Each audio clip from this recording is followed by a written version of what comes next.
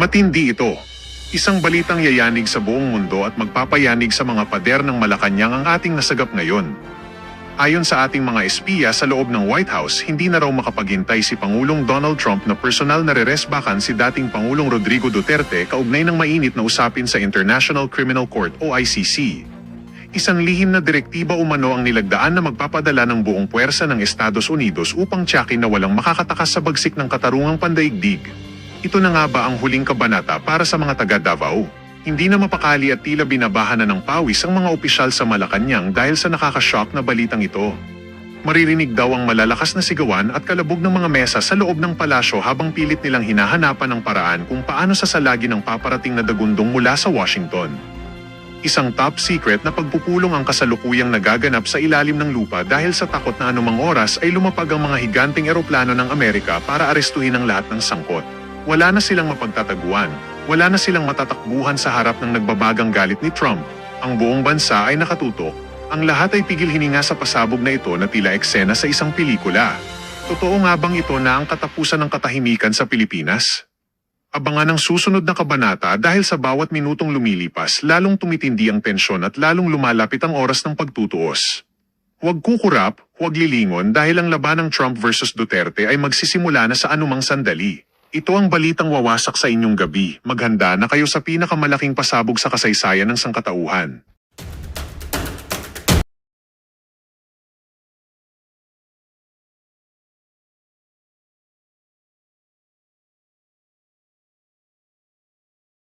BP Sara naging presidente, lahat ng wanted sa Russia ay magiging wanted sa Pilipinas din. Ayan, oh. Wanted in Russia, lahat po yan mga kareaksyon, wanted dyan.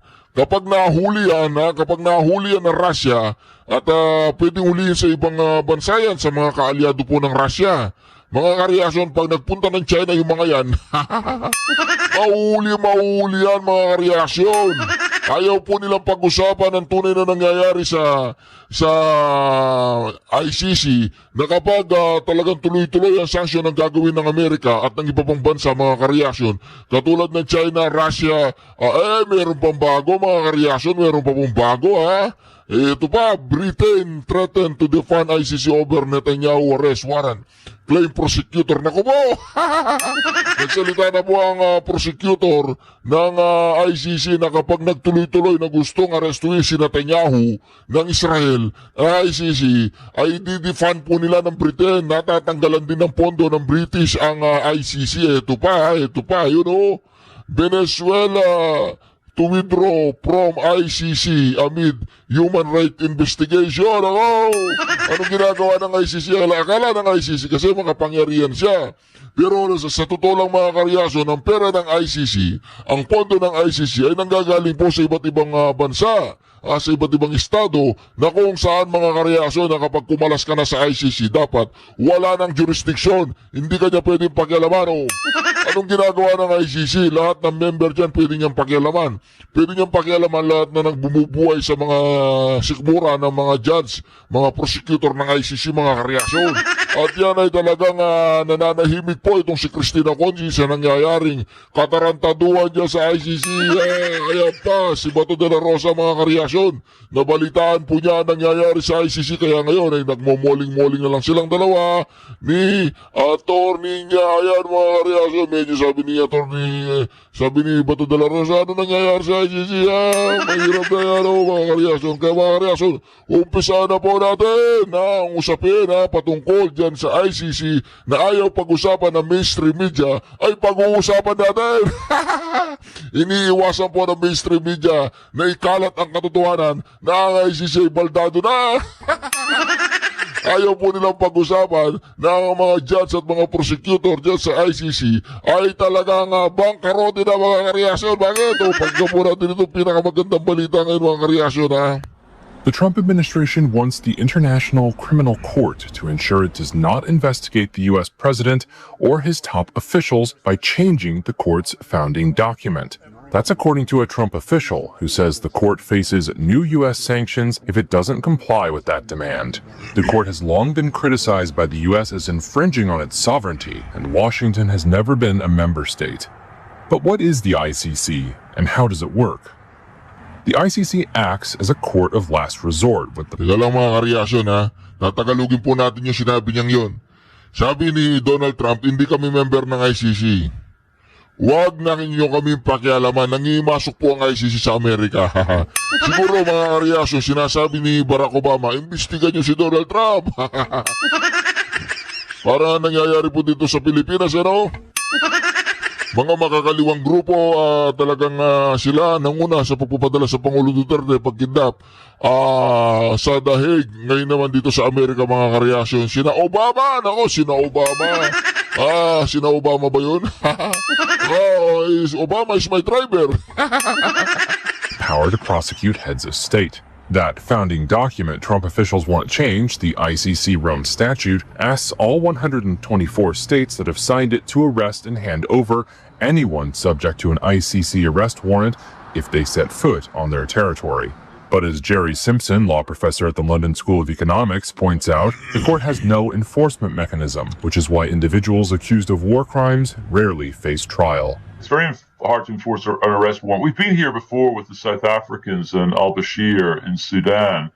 And there, the court didn't even make an order. So then, what goes on when states don't comply with the court?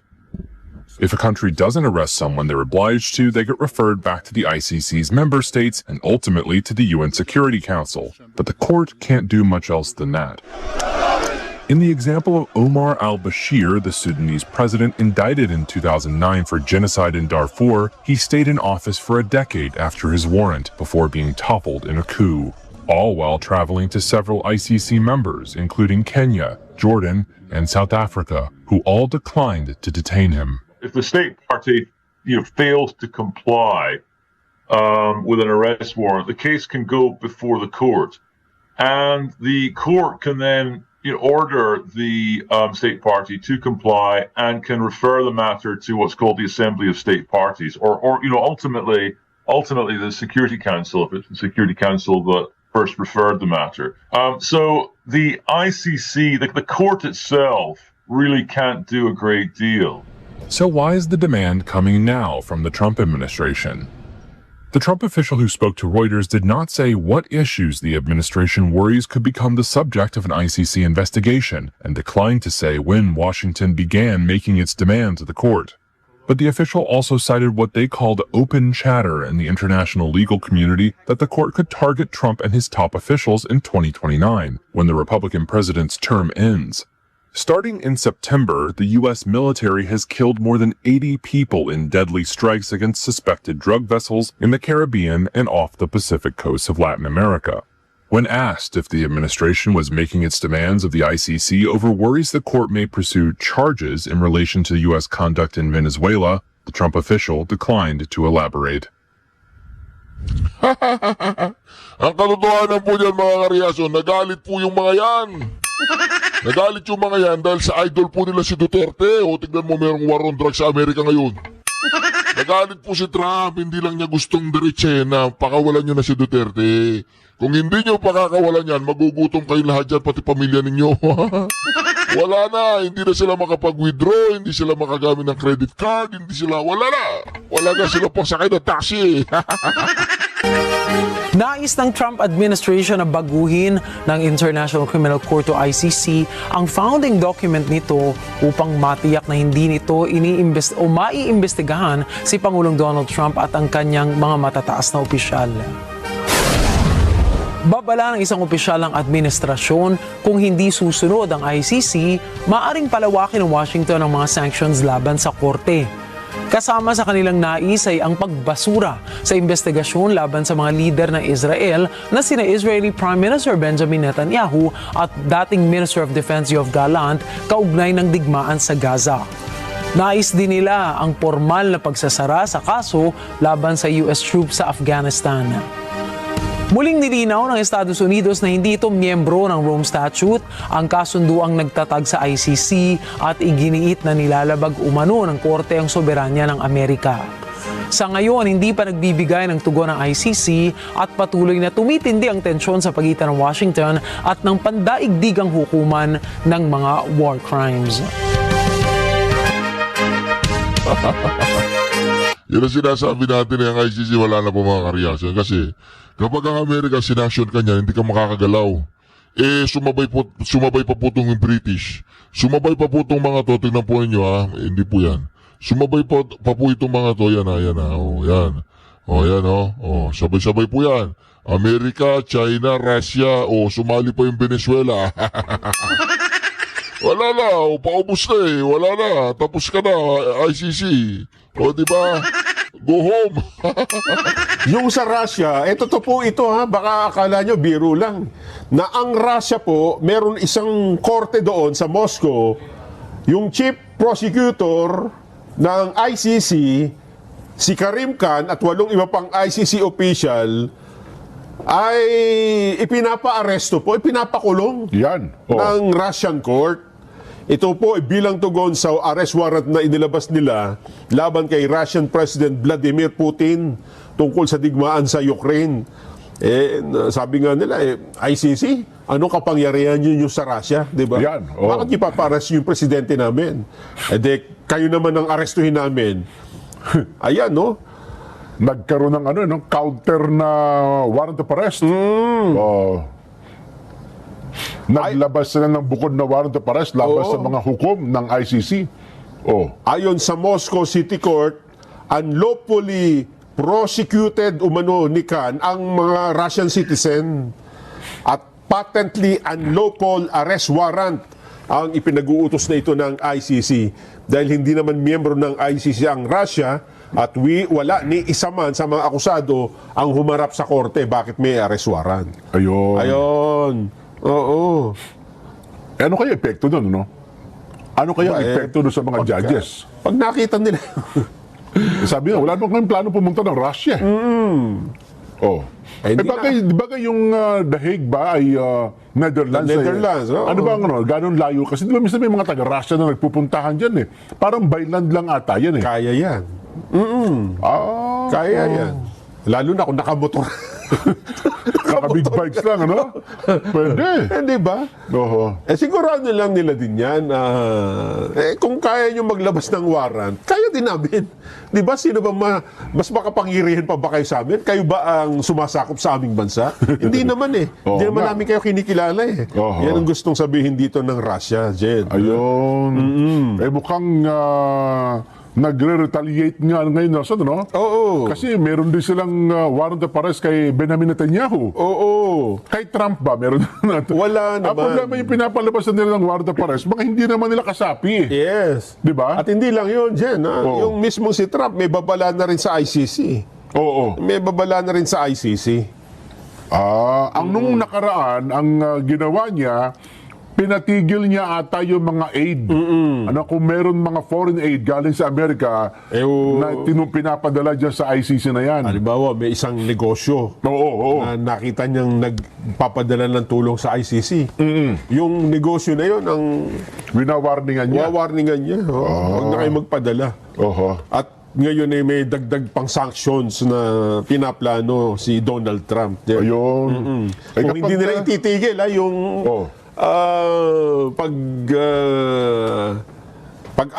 pagpapa-aresto dun sa mga kaalyado niya. Kaalyado, yung Israel, tsaka nga yung Russia. Ayun. Sabay, hindi naman nila kaalyado ang Russia, pero gano'n na lumalabas Totoo. Diba? Tsaka mga kaibigan ni Digong yan My friend Putin at tsaka my friend Donald Trump. Diba? Delikado sila dyan. Kung anong magiging tugon dito ng ICC dyan. Lalo na't yun nga, nakakulong doon ngayon ang dating Pangulong Duterte. Paano kung makipag-ugnayan din kayo sa Interpol yung Russian police, Ipina-arresto din sa Dahig, halimbawa. May sarili silang grupo dyan Hindi, kasi dito sa atin, di ba, sabi nila, makipag-coordinate lang sila sa Interpol. Di ba? Nahuli, si Digong. Hindi, yung Russia dyan, kung gusto ko lang dalhin, kahit sa... Nakita mo, di ba, yung Interpol na nag-escort kay Digong hanggang sa Dahig? Ngayon na LTO chief na Ganun ba? Nabigyan ng reward yun eh. Ganun ba? Di ba? Yun eh, si Marcos Lacanilaw yun eh. Ganun ba? Oo, yun nga, yung Interpol counterpart na dito noon So, eh. nagdala pala kay, Oo. kay Digong sa Dahig ay si Marcos. Marcos. Delikado talaga. Marcos talaga. Pwede itanggin eh. Oo, Lacanilaw nga ng apelyido. Lacanilaw. O, yun. Kaya pala. Umarap sa Senado yan, nandun nag-isa yan. Eh, no, ha? Pero ganun po ang nangyari dito sa ating bansa. Ayan ang sinasabi natin mga kareaksyon. Ito ba, pag naman na, nasa siya, si Conti, tsaka si Trililing. Wala na, bumabagsak na yung sumbungan nila dito sa dahig. Oh. Dumako na po tayo dito po sa ating pag-uusapan. Ano pong gusto nyong unahin po natin? Ito po bang kay ICC o yung 2026 budget? No? Ito na lang ICC siguro kasi may epekto po ito sa atin, no? May epekto po kay PRRD at meron pong epekto po dito sa Pilipinas. Okay, so nabalita po mga kaibigan, mga partners, na naglabas na po yung hatol ng isang korte ng Russia at sinentensyahan ang mga opisyal ng ICC bilang as guilty, no? So paano po nangyari 'yon, no? So yan po ginawa po ng Russia, no? Ngayon lang po December 2025, no? Bilang ganti ng Russia no, sa arrest warrant ng International Criminal Court o ICC laban po kay Pangulong Vladimir Putin, no? Na nilabas po yan ng isang korte sa Moscow. Ano ba yan? Moscow ba yan o Moscow?